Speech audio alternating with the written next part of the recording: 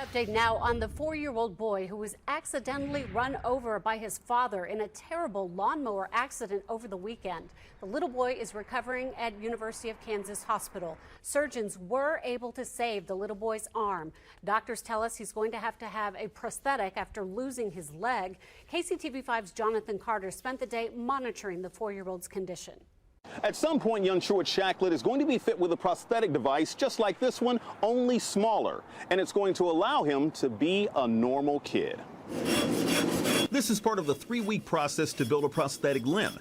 At Horizon Orthotic and Prosthetic Experience, or HOPE, they meticulously build them from scratch. The process is you do your evaluation, determine the design, and then you literally will take an impression or a mold of that remaining limb. We call the residual limb. Making them for small kids requires the makers to take into account how rough children can be with almost everything. They're on the playgrounds, they're crawling around, they're banging it.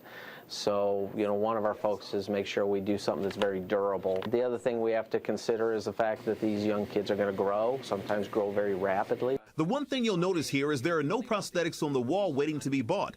There is no one-size-fits-all. To them, this is an exact science. The fit has to be very, very precise. And so when you have a young child who grows, there may be a lot of follow-ups required to accommodate for that and make adjustments to try to make that prosthesis still comfortable. Dave Kimsey not only works at HOPE, he's also a patient with a message for any kid receiving a prosthetic limb. You're going to be almost like RoboCop now. So you're going to have an artificial limb, but you know what? You're going to be able to do everything that you did before.